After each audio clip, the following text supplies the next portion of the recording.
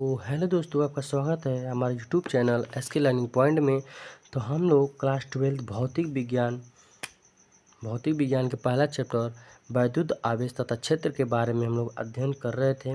जहाँ तक हम लोगों ने टॉपिक वैद्युत द्विध्रुव तथा वैद्युत द्विध्रुव आघूर्ण के बारे में हम लोगों ने पिछले वीडियो में अच्छी तरह से अध्ययन किया है। ठीक है, तो आई होप आप लोग उसे अच्छी तरह से रिवाइज करके फिर वापस क्लास में आए होंगे। ठीक है, तो हम अब नेक्स्ट टॉपिक के साथ कि किसी बिंदु आवेश के कारण वैद्युत क्षेत्र की तीव्रता के सूत्र का निगमन करेंगे। ठीक है, हमने आपको वैद्युत क्षेत्र की तीव्रता के बारे में बताया था कि वैद्युत क्षेत्र की तीव्रता क्या होती है। तो एक बार फिर से बता देते हैं। वैद्युत क्षेत्र की तीव्रता को ई से प्रदर्शित करते हैं, जहाँ ई बराबर F/Q0 होता है। ठीक है, F बराबर Q0 होता है, जहाँ एकांक, इसे हम बताए थे कि फार्मूला से कैसे आप लोग फार्मूला से कैसे परिभाषा को बना सकते हैं। एकांक आवेश पर लगने वाले वैद्युत बल को क्या कहते हैं? वैद्युत क्षेत्र की तीव्रता कहते हैं। ठीक है, इस प्रकार तो आज हम बहुत आईएमपी और मोस्ट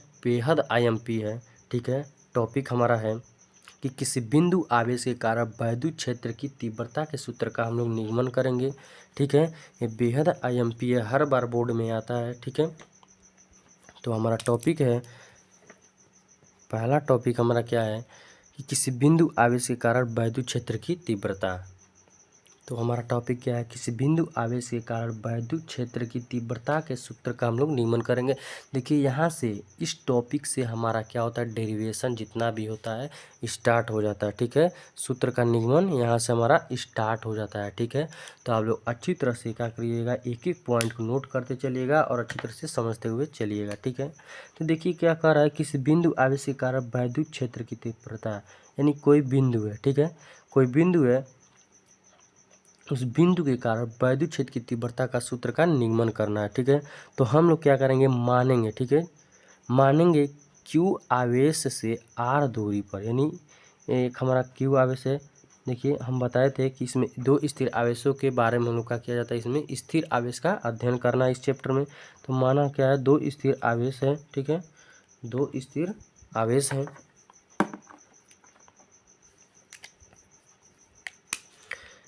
दो स्थिर आवेश।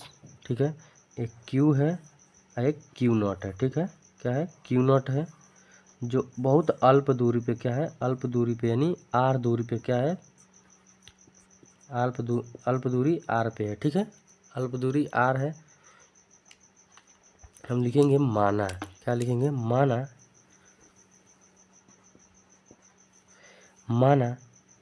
क्यू आवेश से आर दूरी पर परीक्षण आवेश, हमने बताया था कि क्यू नॉट को क्या कहते हैं, परीक्षण आवेश कहते हैं, जिसका स्वयं का वैद्युत क्षेत्र नहीं होता है। ठीक है, तो परीक्षण आवेश क्या है, परीक्षण आवेश क्या है, जो देखिए, जो यहाँ पे लिखेंगे वही यहाँ पे लिखना है। ठीक है, माना क्यू आवेश, तो माना क्यू आवेश से आर दूरी, यानी आर दूरी पर क्या है, आर दूरी पर परीक्षण आवेश हमारा क्या है, परीक्षण आवेश क्या है, परीक्षण आवेश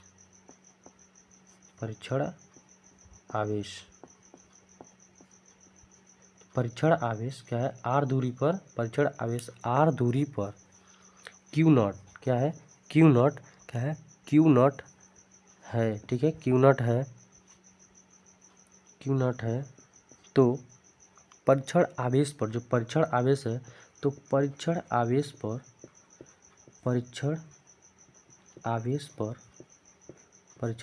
पर लगने वाले क्या है, परीक्षण आवेश पर लगने वाले बल। ठीक है, लगने वाले बल। ठीक है, तो जब दो स्थिर आवेश होते तो उस पर हमारा कौन सा बल लगता है, कूलाम बल का नियम का प्रयोग करते हैं। ठीक है, कूलाम के नियम हमने बताया था कि कूलाम का नियम क्या होता है, हमने बताया था कि कूलाम का नियम क्या होता है, F = 1/4πε0। ठीक है, एप्सिलॉन नॉट Q1 Q2 बटे R²। ठीक है, इस प्रकार हमने आपको बताया था।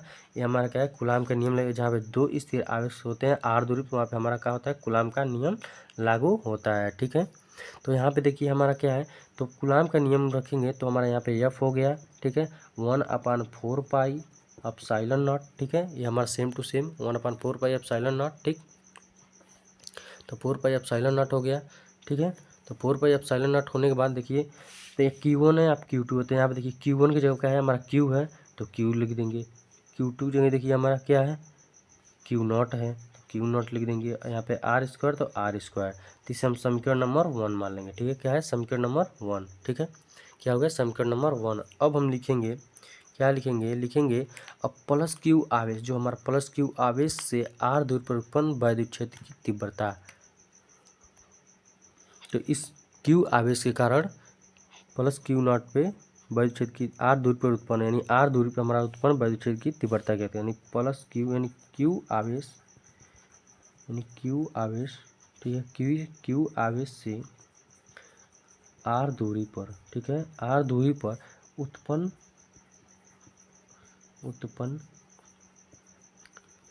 वैद्युत क्षेत्र की तीव्रता,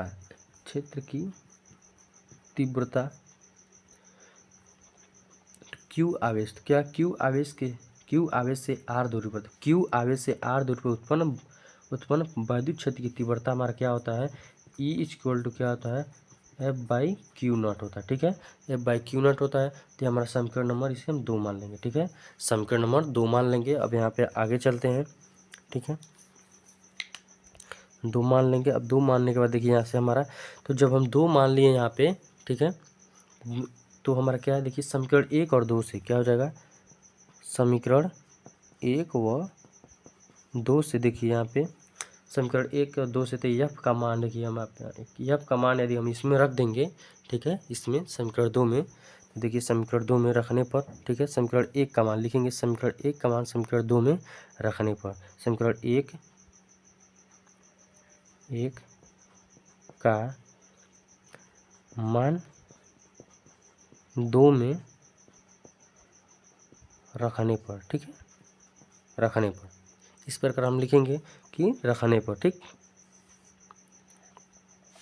तब यहाँ पे हमारा एफ का मान इसमें समीकरण 2 में रख दीजिए, तो यहाँ पे हो जाएगा ई छोड़, क्योंकि हमें क्या ज्ञात करना है, वैद्युत क्षेत्र की तीव्रता, तो वैद्युत क्षेत्र की तीव्रता को ई से प्रदर्शित करते हैं, क्या करते हैं, वैद्युत क्षेत्र की तीव्रता को ई से प्रदर्शित करते हैं। तो ई एफ का मान हमारा क्या है, देखिए यहाँ पे एफ का मान हमारा क्या है, तो ये 1/4 pi epsilon not Q1 Q0, ठीक है, यहाँ पे R², यहाँ पे बट्टा हो जाएगा टोटल का बट्टा Q0, ठीक है, यहाँ पे हमारा क्या होगा, Q0 हो गया, ठीक है, ये हमारा 1/4 पाई एप्सिलॉन नॉट, ठीक है, इस प्रकार हमारा ये हो गया, ठीक है। तो हमारा क्या हो जाएगा, यहाँ पे हमारे एप्सिलॉन नॉट है 4 पाई epsilon not 1/4 pi epsilon naught, ठीक है। तो हमारा क्या होगा, Q0 से Q0 कट जाता है, ठीक है, कटने के बाद हमारा देखिए E 1/4 पाई एप्सिलॉन नॉट, ठीक है, इसे हम एप्सिलॉन नॉट निर्वात में वैद्युतशीलता होती है Q/R², ठीक है, यही हमारा वैद्युत क्षेत्र की तीव्रता के सूत्र का निगमन है, ठीक है। तो आपको आई होप आपको अच्छी तरह से समझ में आ गया होगा किस प्रकार हम लोग क्या है निगमन किए हैं, बहुत ही इजी है। तो एक बार और देख लीजिए किस प्रकार है, देखिए हमारा क्या है, ये हमारा टॉपिक क्या है, किसी बिंदु आवेश के कारण वैद्युत क्षेत्र की तीव्रता का सूत्र का निगमन करना है। तो वैद्युत क्षेत्र की तीव्रता का सूत्र का निगमन किस प्रकार करेंगे, हम लेंगे 2 स्थिर आवेश लेंगे, एक Q है, एक Q0 है, जो R दूरी पे, अल्प दूरी R पे, जो माना Q आवेश से R दूरी पर परीक्षण आवेश Q0 है, तो परीक्षण आवेश पर लगने वाला परीक्षण आवेश पर, ठीक है, लगने,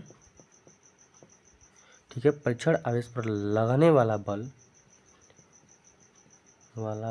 ठीक है, लगने वाला बल F, ठीक है, 1/4 pi epsilon not Q1 Q2 बटे R², ये हमारा कूलाम के नियम से, तो लिखेंगे यहाँ पे लिख देंगे कूलाम के नियम। तो कूलाम नियम कौन क्या दिए थे, 2 स्थिर आवेशों के बीच लगने वाले यानी 2 स्थिर आवेशों के बीच लगने वाला आकर्षण व प्रतिकर्षण यानी 2 स्थिर आवेशों के बीच लगने वाला आकर्षण व प्रतिकर्षण बल, ठीक है, कि गुणनफल के अनुक्रमानुपाती तथा बीच की दूरी के वर्ग के व्युत्क्रमानुपाती होता है। ये हमारा कहता है कूलाम का नियम कहलाता है। ठीक है, तो ये हमारा इस नियम पे ये हमारा आधारित है। ठीक है, तो यहाँ पे हमारा F 1/4 ठीक है, और यहाँ पे Q1 Q2 है, तो यहाँ पे Q हम लिए हैं और Q0 लिए हैं। तो यहाँ पे आप Q1 Q2 भी ले सकते हैं। ठीक, इस प्रकार हमारा क्या हो गया यहाँ पे Q और Q0 R स्क्वायर, तो समीकरण 1 हो गया। अब Q आवेश के कारण, तो Q आवेश से R दूरी पर, Q आवेश से R दूरी Q0 पे हमारा उत्पन्न वैद्युत क्षेत्र की तीव्रता, वैद्युत क्षेत्र की तीव्रता, तो वैद्युत क्षेत्र की तीव्रता हमारा E बराबर F/Q0 होता है। तो समीकरण नंबर इसे 2 मान लेंगे। तो समीकरण 1 का मान 2 में यहाँ पे देखिए, यहाँ पे F है, यहाँ पे भी F का मान निकालें, तो यहाँ पर रख देंगे तो आपका यहाँ पे मान आ जाएगा। तो हम इसे हम लिख सकते हैं E इक्वल टू, इसे हम क्या पढ़ते हैं, K पढ़ते हैं, इसे क्या पढ़ते हैं, इसे K भी लिख सकते हैं। तो लिख सकते हैं KQ/R स्क्वायर। इस प्रकार हमारा ये किसी बिंदु आवेश के कारण वैद्युत क्षेत्र की तीव्रता के सूत्र का निगमन है। तो आप लोग इसे अच्छी तरह से नोट डाउन कर लीजिए, ये बेहद IMP है और ये हमेशा हर जगह हर टॉपिक में इसका काम आता है। तो आप लोग इसे अच्छी तरह से समझ लिए होंगे। हमें आशा है कि आपको अच्छी तरह समझ में आ गया होगा। बहुत इजी तरह से हम आपको बताए हैं कि किस प्रकार किसी बिंदु आवेश के कारण वैद्युत क्षेत्र की तीव्रता का सूत्र का निगमन होता है। ठीक है, यहाँ पे हम बता देते हैं। देखिए यहाँ पे K का मान 9 × 10⁹ ठीक है, हमने बताया था पिछले वीडियो में। ठीक है, ये हमारा R है, बीच की दूरी है। ठीक है, दो स्थिर आवेश के बीच की दूरी है। ये हमारा Q आवेश है, ये हमारा E वैद्युत क्षेत्र की तीव्रता है। तो आई होप आपको अच्छी तरह से समझ में आ गया होगा। ठीक है, हम लोग एक वीडियो में एक टॉपिक अच्छी तरह से क्लियर करेंगे और क्लियर करते हुए चलेंगे। अब नेक्स्ट टॉपिक में मिलते हैं। ठीक है, अगले वीडियो में नेक्स्ट टॉपिक के साथ मिलेंगे। तो यदि आपको ये वीडियो अच्छा लगा हो तो चैनल को सब्सक्राइब करें, लाइक करें और दोस्तों में शेयर ज़रूर करें और एक कमेंट जरूर करें। यदि समझ में वीडियो न आया हो तो एक बार पीछे करके ज़रूर देखिएगा। ठीक है, और कमेंट जरूर कीजिए। मिलते हैं नेक्स्ट वीडियो में नेक्स्ट टॉपिक के साथ। तब तक के लिए जय हिंद, टेक केयर और पढ़ाई को अपने बढ़ाते रहिए और पढ़ते रहिए। कोई भी कन्फ्यूजिंग हो तो कमेंट जरूर कीजिएगा। मिलते हैं अगले वीडियो में।